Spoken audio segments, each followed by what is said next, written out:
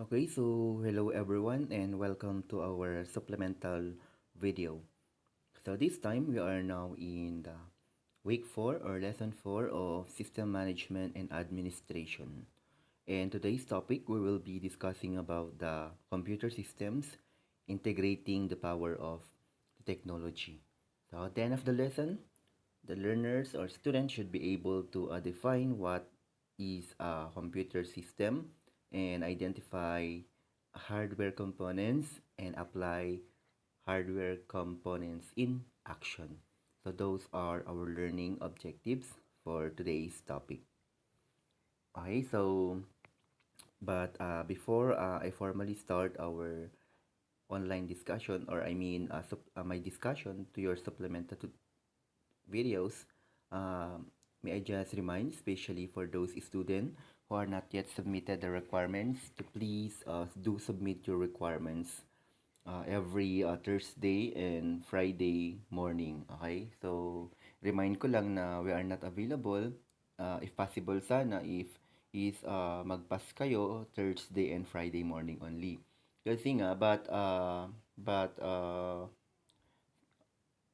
we can accommodate you pag Monday to Wednesday, pero hindi ko mai-sure na may entertain kayo ng mga lahat ng mga instructor ninyo kasi from Monday to Wednesday is we do also recording sa mga supplemental videos. Okay? So yan.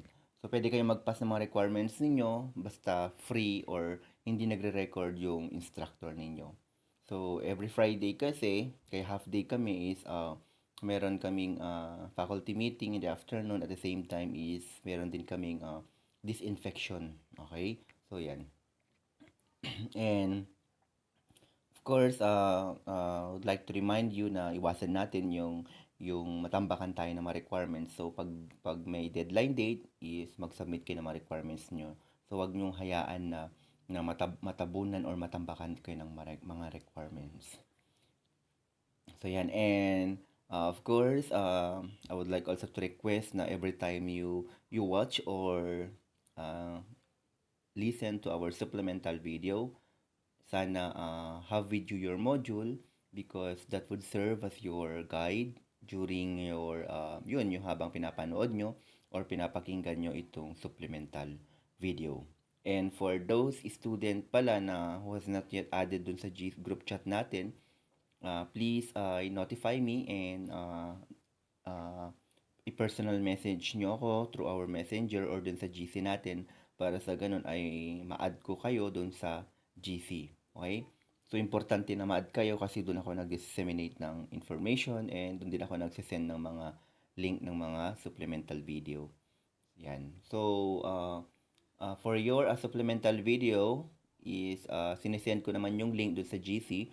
So, ang gagawin nyo lang is i-click nyo yung mga link na yon and then directly nadadalhin kayo dun sa YouTube channel namin. Wherein yung YouTube channel namin is andun lahat yung mga recorded supplemental videos. Okay? So, yan. And then, please, pag may time kayo or wala kayong ginagawa, is panoorin ninyo or pwedeng pagsabayin nyo na habang binabasa nyo yung printed module is pinapanood nyo or pinapakinggan nyo din yung discussion natin dun sa supplemental video. So, pwede lang yun. Okay? So, I always, as you can see naman, or na I always encourage you kasi nga maganda kasi pag pinanood ninyo or pinakinggan ninyo yung mga supplemental videos. Believe me guys, it really helps you a lot to understand better the printed module na meron sa inyo. So, wag lang sana tayong nakadepende lang dun sa printed module. So, iba pa rin kasi yung napapakinggan mo or may nagdi-discuss dun sa lesson. Okay? So, yan. And, of course, lagi kong pinapa-remind sa inyo na iwasan natin yung malate na mag-submit. Okay? So, those are my reminders sa subject ninyo. So, I hope na huwag kayong magsawa na panoorin yung mga videos na yun. Okay? So, once again, welcome to our supplemental video. And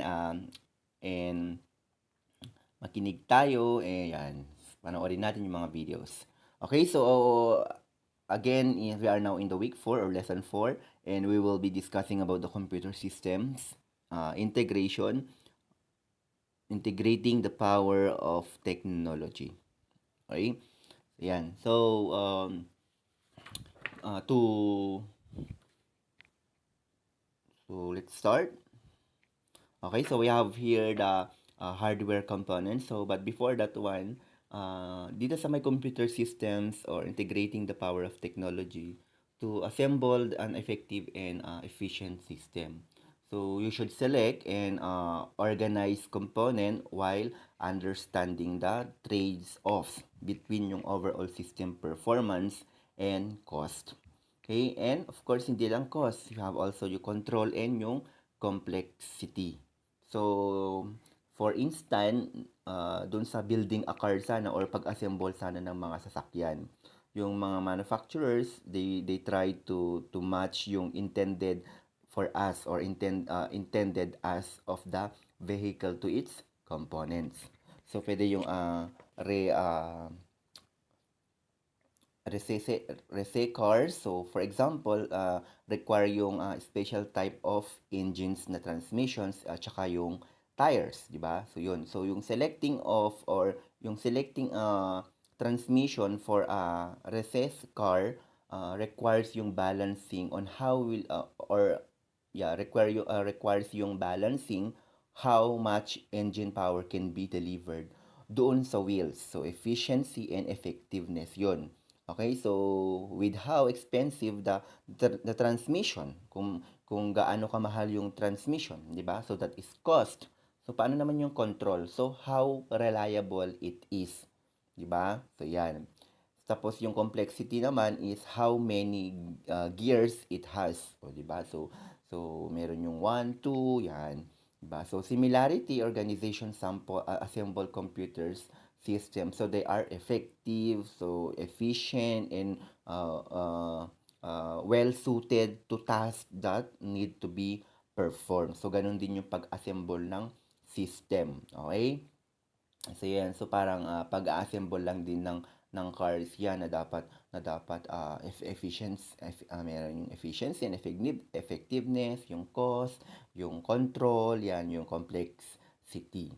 Okay, so yun, yung people which is involved selecting their organization's computer hardware must clearly understand yung current and yung future business requirements so they can make informed acquisition decisions. So, consider yung following examples of applying business knowledge to reach critical hardware decisions. So, we have here the hardware components. So, itong hardware components na ito is a computer system hardware components which is include yung perform input, yung processing, yung data storage, and yung output. So, as you can see dyan sa figure natin, yan. So, yung figure natin is to understand how this hardware device work together. 'Di ba? So yan para maintindihan natin na kung paano kaya sila itong mga components itong hardware devices work together or ano yung mga trabaho nila or ano yung connection nila each other.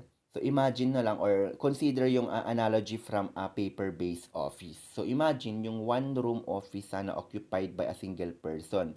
So for example, ako, si Sir Randy, di ba? So I know, hindi na lang. Kunwari si George, yan. So si George ay yung processing device. Then can organize and manipulate data. Siyempre, di ba? Tapos si George's mind is i-register niya or register storage. And yung desk is yun yung primary na storage are places to temporarily store data. So yung filing cabinets feel the need for more permanent storage which is ang tawag natin doon is yung secondary storage. Okay? So in this analogy, so yung incoming and outgoing mails trace are yun yung sources of new data or which is yun yung input.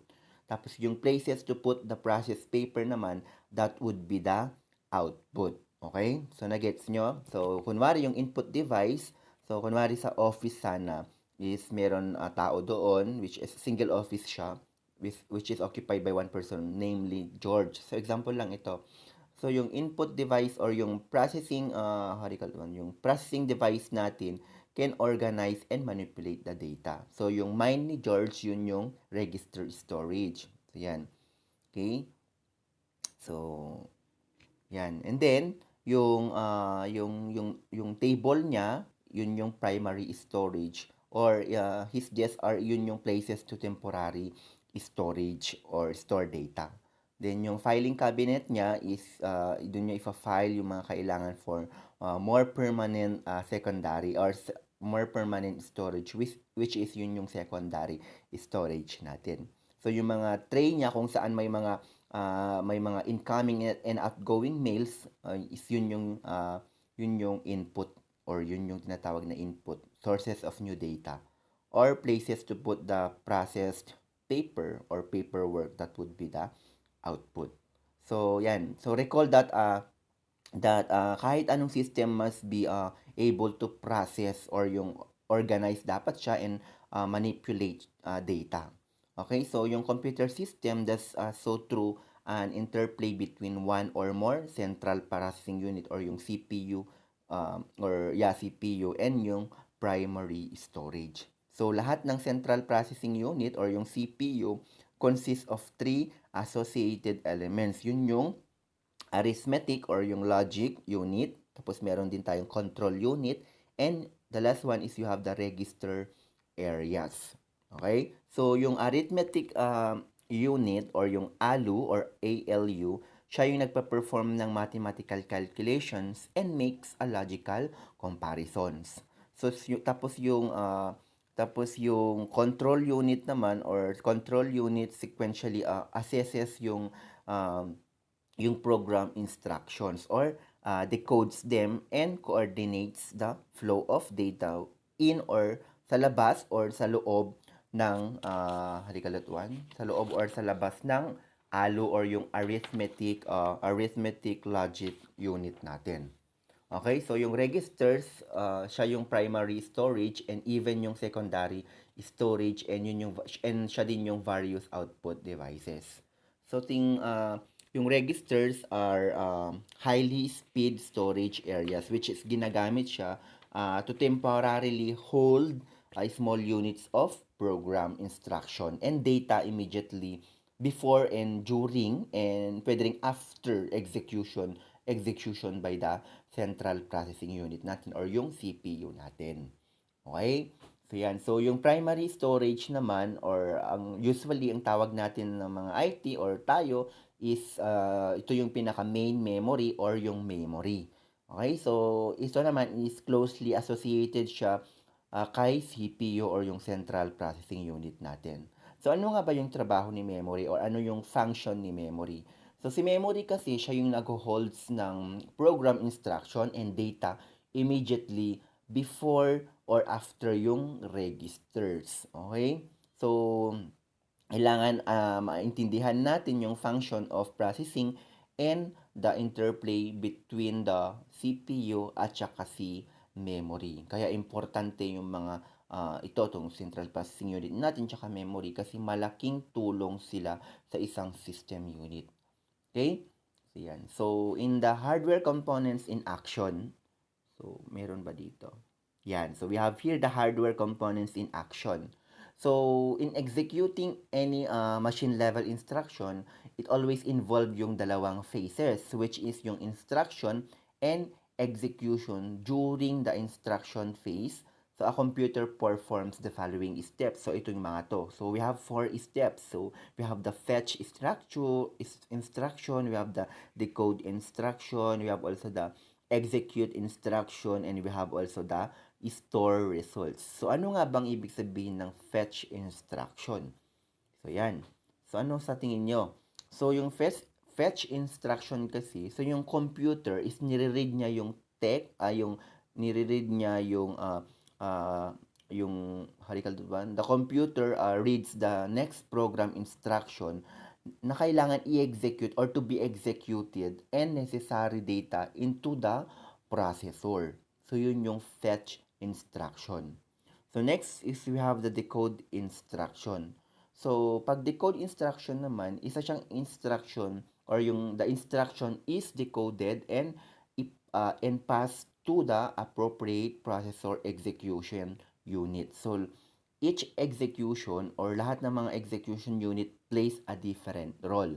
So we have the arithmetic or yung logic unit which is nagpe-perform siya ng arithmetic operations. So the floating point unit naman deals with non-integers operators. So ulitin ko lang guys na yung floating points units is ito yung nagdi-deal or siya yung it deals with the when you say non-integer operations. So yung the load or store unit naman is siya yung nagma-manage dun sa instruction that read or write to the memory. So yan. So the branch processing unit naman, it predicts the outcome of an branch instruction in a pattern para ma-reduce yung disruption in the flow of instruction and data into the processor. So yung memory management unit translates an application addresses into physical addresses. Okay, so yan. So we have also in the vector processing unit, siya yung nag-handle ng vector-based instruction that accelerate graphics operations. Okay, so the time it takes to perform the instruction phase, so you have the step 1 and 2, ang tawag dito is the instruction time or one time. So the second phase is execution. So during the execution phase, a computer perform the following steps. Okay? So yan. So step 3, you have the execute instruction. Okay, so for the execute instruction is yung hardware elements. So now, freshly fed with an instruction and data. So, carries out the instruction. Tapos, this could involve yung making arithmetic computation, guys, ha. So, we have also the logical comparison, bit shift, or yung vector operation natin. Okay? So, that is for execute instruction. So, by the word itself na execute, so magpa-process na siya. I-execute na niya yung instruction, di ba? So, yan. And the next one is you have for the last step, tama, store result. So, yan. So, yung store result is, yan, nag-i-stored siya, yung result are stored siya doon sa registers or yung sa may memory. Okay? So, yan. So, the time it takes to complete yung execution phase, so you have step 3 and step 4 is called yung execution time or yung e-time or electronic time. Okay? So, yan. Next is we have also here so in the input and output devices, so yung gateway to computer system. So, your first experience with computer is usually through yung input and output devices, 'di ba? Tama naman, 'di ba? So yun yung pinaka first na experience mo sa computer. So you have the input and the output devices. Pag nag-type ka, nag-encode ka, tapos nag-print ka, 'di ba? So yun. So input, nag-input ka ng data, tapos nag-print ka, that is the output device. Or mga tinatawag natin mga input devices, ang mga examples, you have the keyboard, yan. 'Di ba? Mga keyboard, yan. So yung mga output devices naman natin, you have the printers, speakers, yan, mga projectors, yan. Okay? So, yan. So, these devices ito yung gateway doon sa computer system. So, you use them to provide data and instructions to the computer and, of course, receive a result from it. So, what do you mean by receive a result from it? Diba? So, gaya nga nung sinabi ko, pag nag-encode ka, that is input, diba? So, pag nag-print out ka, that is, you will going to receive output na galing doon sa in-input mo na data, diba? So, yan. And input and output devices also are part of the computer user interface. Okay? So, yan. So, which include yung other hardware devices and yung software which is allow you to interact with a computer system. Okay? So, how do you interact? So, yung Zoom apps or Zoom, yung software na Zoom na ginagamit natin, syempre, it allows you to interact, diba? Through the Zoom, meron kang interaction within the computer at saka ikaw. Or yung paggamit mo ng mga Microsoft, mga PowerPoint, yan, nagkakaroon ng interaction between the computer tapos ikaw na user. Okay, so yan kaya nga sinabi niya na yung input and output is yun. Isa sa mga part ng computer or computer which is inaalaw niya na magkaroon ng interface or interaction dun sa user tsaka dun sa my computer system. Okay?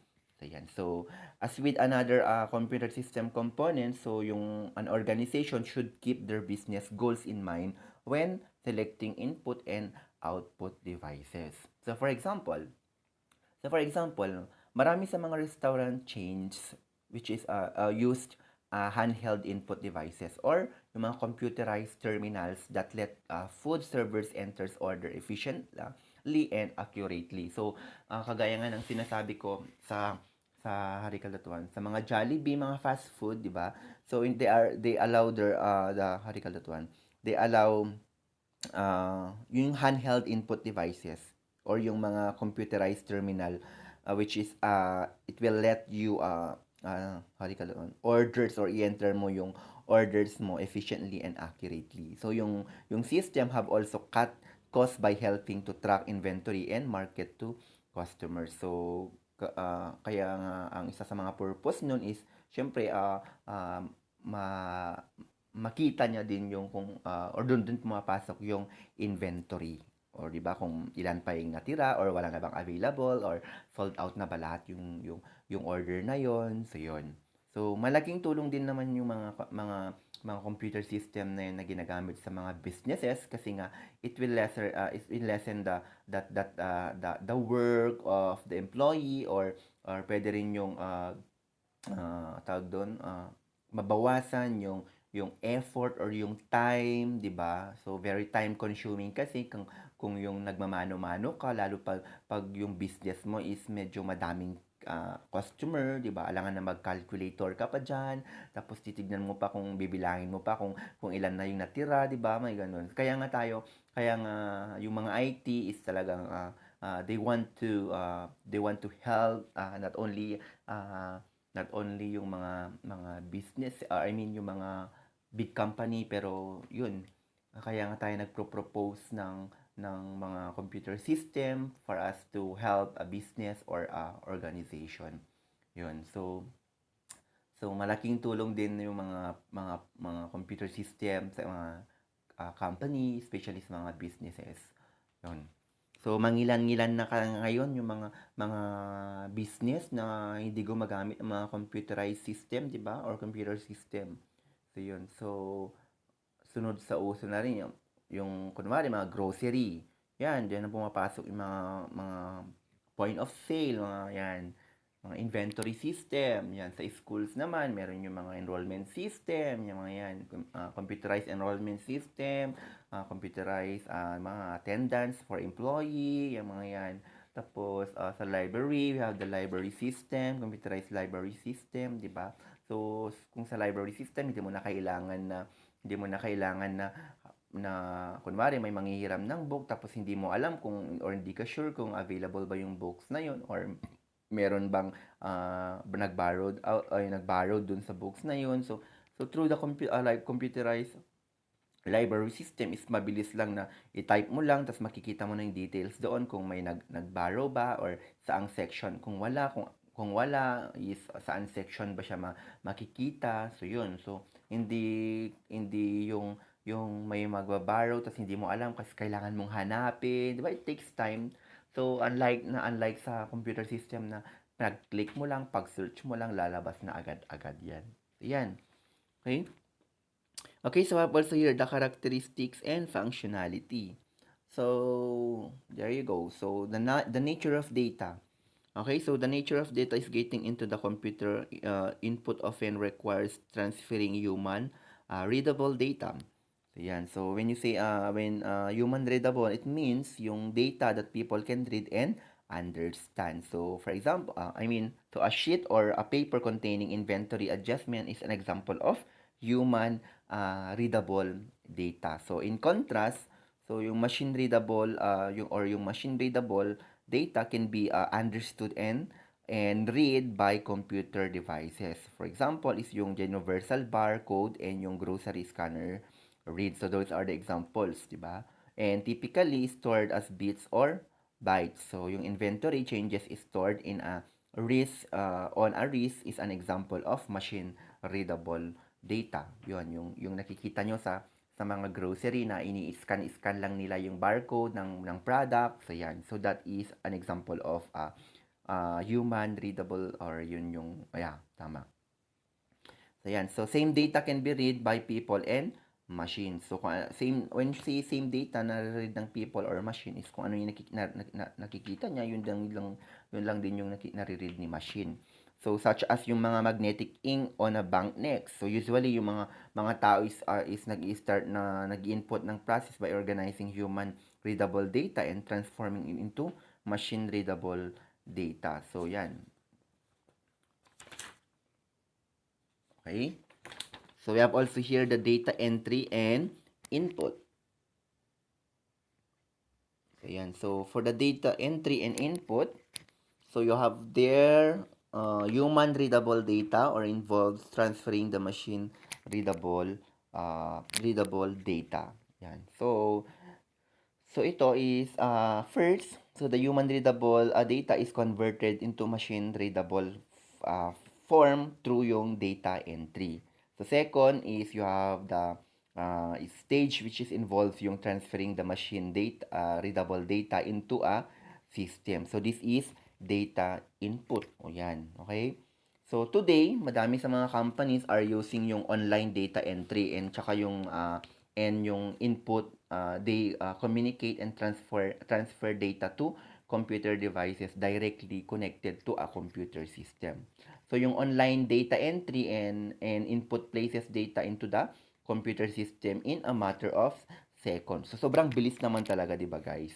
So malaking tulong talaga yung technology ngayon, or mga computers, or nagagawa ng computers. So yan. So parang yung online enrollment natin, 'di ba? So hindi mo na kailangan pumunta ng school. So you just input your yung online data na tinatawag, mag-online ka lang, tapos you just input your information or data is in a few seconds, or in a matter of seconds is okay na, 'di ba? So yan. So organization in many industries require yung instantaneous updating offered by this approach. So for example, pagka yung ticket agents is kailangan niya mag-enter ng request for concert tickets, so they can use yung online data entry and input to record the request as soon as it's made. So yung ticket agents at other terminals can then access this data to make a sitting check before they process another request. Okay? So yan. So meron na yung online, di ba, na kailangan online reservation. Okay? So yan. So that is a data entry and input. So next is you have the source data automation. So yan. So it should be captured and edited, and source data automation involves capturing and editing. So for example is using source data automation. So yung sales people enters the sales order into the computer sana at that time and place they take the order. So any errors can be detected and corrected immediately. So if an item temporarily out of stock, the salesperson can discuss options with the customer. So, di ba, ganun yung nangyayari na, kunwari, pag nag-order ka sana sa Jollibee, sasabi nila na, sir, hindi pa available. Mayroon kayong ibibigay na option, di ba, sir? Why don't you try, sir, ganito, ganyan, no? Di ba? May ganun. So, prior to source data information, so order were written on a paper and entered doon sa may system or computer later. So, usually, ang may gawa nito is yung clerk, or not, pero hindi yung person who took the order. Okay? So, ganyan yung nangyayari na experience ko sa Jollibee, na habang nakapila ka is meron yung clerk or meron yung isang tao na kinukuha na yung order mo. So, kunwari, sir, anong pong order natin? Ganito, ganyan. Tapos, nililista niya sa papel, sa kanya ibibigay ito sa may cashier or dun sa may counter. Tapos, i-enter naman na yung counter yung order mo. So, yun. Okay? So, yan. So, we have also for the input devices. Yeah, tama. So, we have the input devices. We have the personal computer input devices. So, ilan ba? For the input devices, meron tayong, yan. So, first is you have the personal computer input devices. So, yan. So, yung keyboard, tsaka yung computer computer mouse, ito yung pinaka-most na common devices which is ginagamit para mag-enter or for entry or mag-input ng data such as yung character, yung mga text, and then yung mga uh, basic commandments daw, commands, di ba? So, yan. So, some companies are developing keyboards that are more comfortable, more easily adjusted, and faster to use than yung mga standard keyboards na ginagamit natin ngayon. So, these ergonomic keyboards such as yung mga split keyboard which is developed by or created by the Microsoft and others. Okay, so yan, para dinesign ito para ma-avoid yung wrist and hands injuries caused by hours of typing, lalo pag ang tagal-tagal or madami kang tina-type, yan. So may mga other keyboards din which is include yung mga touchpads that let you enter sketches on the touchpad and enter and text using the keys. Yan. So another innovation din is yung wireless mice and yung keyboard. So yung meron ngayon na yung mga bagong innovations na mga wireless mouse. So yan, mayroon na ngayon kagaya ng ginagamit ni Ma'am Eva. So yung ginagamit natin sa computer laboratory is mga tawag dun, mga old keyboards na yung mga yon, or yung mga common device what do you call that one, mouse na ginagamit na. Okay, so we have the speech recognition technology. So next is we have the speech recognition technology. So can interpret human speech, also train the system to recognize your speech patterns, or are limited to a small vocabulary of words. Yan. So next is yeah. So you using yung speech recognition technology, or yung mga computer equipped with a source of speech input such as yung microphone can interpret human speech. So as an alternative means of providing data or instruction to the computer. So meron yung speech recognition ang tawag doon, tama? Sa mga cellphones doon sa Google, meron na yun yung kunwari hindi ka makapag-type. So pwede yung sabihin mo lang yung kunwari what is a computer, or what is science, o yan, what is keyboard. So lalabas na yung information na gusto mo. So yun, so speech recognition ang tawag doon. So yung pinaka-most na basic system which is required to train the system to recognize yung speech pattern natin, or are yung limited to a small vocabulary of words. So more advanced systems can recognize continuous speech without yung requiring you to break your speech into discrete words. So, yan. So that is for speech recognition technology. Next is we have the digital cameras. Okay, so we have the digital cameras. So alam naman natin na yung mga cameras ngayon, yung mga ginagamit natin, yan. So which is nag-i-store siya ng mga images or mga videos. Yan. So have clip film cameras. So meron mga cameras din na may mga films kasi. So yan. So that is for so when you take a picture, so yung mga images are electronically na na-i-store siya dun sa camera. Okay, so yan. So pwede mo ring ilipat or i-store yung mga images dun sa my computer. Next is we have the terminal. So inexpensive and easy to use and connected to a complete computer system. So yan. So itong terminal is including yung how do you call that one?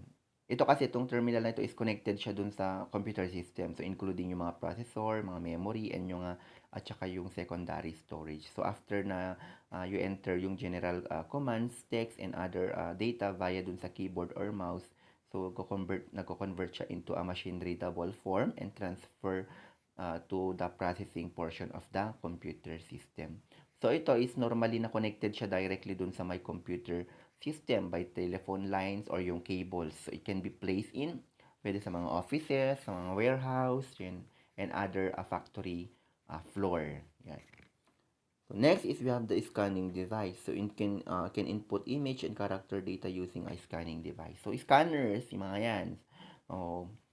So, yung scanning natin is like a photocopy machine. So, you typically insert a page you want to input into the scanner or place it face down on the glass plate of the scanner. So, yung cover it and then scan it. So, yung ginagamit namin dito sa library or yung mga photo machine, yung mga photocopying machine, mga Xerox machine, those are example of scanning devices. Next is we have the magnetic stripe card. So, yan. So, limited amounts of data and by physically swiping the card. So, when you say limited amounts of data is yun, by modifying the magnetism or tiny iron based dun sa particles contained in a band on the card. So, yan. So, stripe is read. So, yan. Stripe mo lang siya. Okay, so, yung, we have also here the point of sale.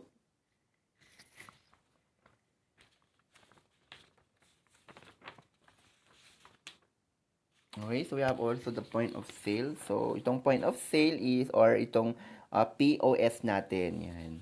So, POS is retail operations to enter sales information, use other types of input and output devices. So, yan, ginagamit ito ng mga businesses like the groceries, yan, and other thing, and other business. So, itong point of sale device, then computers the total charges, yan, kino-compute niya yung total charges, tapos mga including mga tax, yan. So, karamihan sa mga POS or yung point of sale natin is also use other types of input and output device such as yung mga pwede yung kung paano sila mag-gather ng information or mag-read is you have the keyboard, pwede rin yan, yung barcode readers, yan, printers and screens. So, yan. So, medyo ito, medyo mahal itong computer system na ito. Okay? So, kailangan much of the money that business spend on computer technology which is involved yung point of sale device natin. Okay? So, yan. So, I have also here the output devices. So, we have there the display monitors. So, alam naman natin siguro ang display monitors, di ba? So, yung display monitors is similar siya dun sa TV screen, which is nagdi-display siya ng output na galing dun sa my computer. So, because early monitors used, yun yung CRT natin or yung cathode ray tube natin para mag-display ng mga images. So, yun yung isa sa mga types ng monitor natin. Okay? So, yan. So, we have also ito such as yung itong halikalatwan, itong CRT na ito kasi is or yes, yung CRT natin is para siyang yung ano ba, yung TV na, di ba ngayon kasi is may mga flat screen na tayo. So, yan. So, an example of a CRT monitor is yung meron siyang parang halikalatwan. Yung sa may, hindi ko alam kung may nakita na kayo, yung mga old monitor natin. Yung hindi siya mataba siya, yung parang may kuba sa likod. So, yun. So, yun. Yung flat screen kasi natin, di ba, diretso lang siya. So, yun. And we have also here the plasma displays. So, yan. So, plasma displays is uses thousands of smart cells, lights up the pixels to form an image based doon sa information in the video signal. So, yan. So, ito is, when you say thousand of smart cells, is so yung pixels. Okay? So, yan. So, yung plasma displays lights up the pixel to form an image based doon sa information in the video signal. So, each pixel is made up of 3 types of light. So, meron yung light red, yung green, and saka yung blue. Okay? So, yung plasma is dinidisplay niya yung varies or display varies the intensities of the lights to produce a full range of color. So, yung plasma display din can produce a high resolution and accurate representation of colors para makapag-create siya ng high quality image. Okay? Yan. Okay, so next is we have the LCDs or yung liquid crystal displays natin. So, ito is usually yung mga ginagamit na nating monitor ngayon, yun yung mga flat screen. So, itong LCD displays ito yung mga flat displays that which is used that use liquid crystal organic. Yun yung oil-like yung materials placed between two polarizers to form a characters and a graphic image on a backlit screen. So yan. So itong display nito or itong LCD na ito are easier on your eyes than compared doon sa may CRT natin or yung cathode ray tube natin. Kasi nga they are more how do you call that one? They are flicker free, brighter and don't emit the type of radiation that makes some CRT users worry. So in addition, itong LCD monitors take up less space and use less than half of the electricity required to operate a comparably sized CRT monitor. So medyo how do you call that one? Mas konting electricity yung kinokonsume niya para makapag-display siya ng maayos na resolution ng computer. So unlike dun sa CRT. Okay? So kaya nga 'di ba meron din kasi akong nalaman na yung mga flat screen TV natin ngayon, kaya pala siya minsan may mga flat screen TV kasi na blurred, 'di ba? So natanong ko minsan kung bakit blurred. Tapos depende daw pala dun sa electricity na kung kaya ba ng electricity 'yun. So kailangan malakas yung electricity pala para makapag-display siya ng maayos na resolution 'yan. And then you have also the organic light emitting diodes. So based on the research by its main conduct company, so use the same technology. So hindi naman masyadong nagagamit yan. And we have also the printers and plotters. So most useful and popular forms of output is called the hard copy. So printers, ito na yung ginagamit natin ngayon na nagpa-print tayo. Yan. So, yan. Okay? So, yung speed ng printer is typically measured by the number of pages printed per minute or yan. Nabibilang din kasi may mga printer din na may mga limited lang yung pages na kaya niyang i-print. Yan, papareset mo na naman yan. Kagaya yung nangyari sa printer ko na hindi ko alam 20,000 ang kaya niyang i-print. Tapos yun. So hindi na siya magpe-print. So ang kailangan is i-reset mo siya. So yun. So, kailangan i-reset mo para makapag-print na naman siya ng panibagong output or hard copy. Okay, so those are the output devices. And, yeah, tama. And, okay, so I hope you understand our topic for today, which is the computer systems, so integrating the power of technology. Okay, so if you have any questions or point of clarification or queries, please do not hesitate to ask me through my personal messenger or through dun sa GC natin. Okay, so for your activity, so you have 3 activities here. Yan. Okay, so for your activity, for activity number 1, so what is the difference between the data entry and the input and the data input? Okay, so next is we have what issue can arise when CPU runs at a very fast rate. And for number 3, identify and briefly describe the various classes of personal computer. And for your activity number 2, this is a web exercise. Yan. So search on the web on the current state of computer hardware disposal. What are some of the issues and what solutions are there to this problem? Write a brief report summarizing your findings. So, mag-research kayo sa internet. So, guys, pag nag-research kayo, please do not forget to write kung saan galing website or address itong pinagkuhanan nyo ng information. So, always acknowledge, okay? Para maiwasan natin yung plagiarism. Okay, and next thing is you have activity number 3. So, imagine that you are going to buy a single handheld device to improve your communication and organizational abilities. So what would it be? So what features will you look for in this device and how would it addresses the company's need? Okay, so those are your activity or your for this week. Yan. So pag may mga questions kayo, huwag kayong mahiyang magtanong. And remind ko lang guys na pag gusto niyo na gusto nyo ng clarification sana regarding your modules is pwede kayong pumunta sa school for your consultation. Okay?